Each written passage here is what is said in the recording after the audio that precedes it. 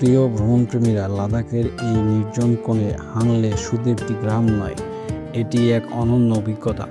সমুদ্রপৃষ্ঠ থেকে ৪৫০০ মিটার উঁচু এই উপত্যকা যেন মরুভূমি আর বরফের এক অপার্থিব মিশ্রণ।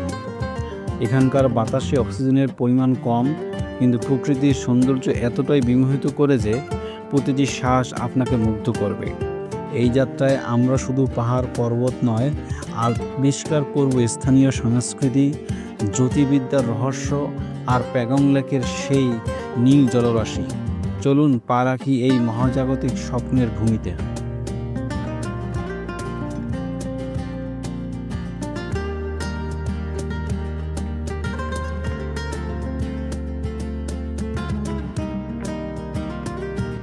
হানলে গ্রামের প্রতিটি প্রাণ যেন প্রকৃতির সাথে একাত্ম। এখানকার বৌদ্ধ মঠগুলোর দেওয়ালে আঁকা প্রাচীন থাঙ্কা চিত্রগুলি স্থানীয় ইতিহাসের কথা ফুটিয়ে তোলে। আর এই গ্রামের সবচেয়ে বিস্ময়, পৃথিবীর অন্যতম ও উচ্চতম জ্যোতির্বৈজ্ঞানিক গবেষণা কেন্দ্র হানলে অবজারভেটরি। এখানে বিজ্ঞানীরা মহাকাশের গভীর রহস্য উন্মোচনে ব্যস্ত। রাতের আকাশে এখানে এতটাই নির্মল যে খালি চোখে দেখা যায় ছায়াপথের ঝিলিকা। স্থানীয়রা বিশ্বাস করে এই তারা ভরা আকাশেই তাদের পূর্বপুরুষদের আত্মার আয়না। আর আপনি যদি ভাগ্যবান, তবে তিব্বতীয় নেকড়ে বা তুষার চিতার দেখা পাবেন এই নির্জন পাহাড়ে। হানলে বাসিন্দাদের জীবনযাত্রা সহজ নয়। শীতকালে তাপমাত্রা -30 ডিগ্রির নিচে নেমে যায়, তবুও তাদের মুখে হাসি, হৃদয়ে অটুট স্বাধীনতার চেতনা।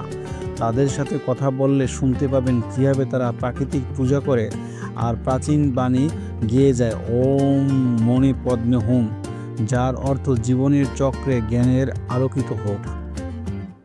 এই মানমন্দির টেলিস্কোপগুলো শুধু তারাই নয়, গবেষণা করে ব্ল্যাক হোল, সুপারনোভার মতন মহাজাগতিক বিস্ময়। সরকারি অনুমতি ছাড়া এখানে প্রবেশ নিষিদ্ধ, তাই এই রহস্যময় স্থানের প্রতি শ্রদ্ধা রাখুন। হানলে ছেড়ে চুশুলের পথে যাত্রা মানেই এক অ্যাডভেঞ্চারের স্বাদ।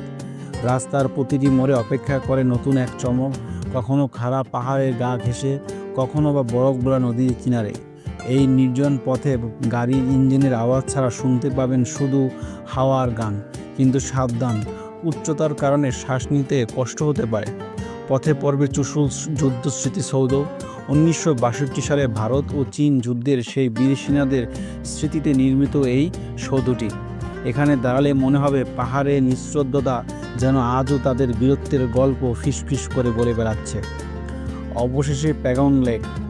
এই হ্রদ শুধু 134 কিলোমিটার লম্বায় নয়, এর 60% রয়েছে চীনের অধিকারে।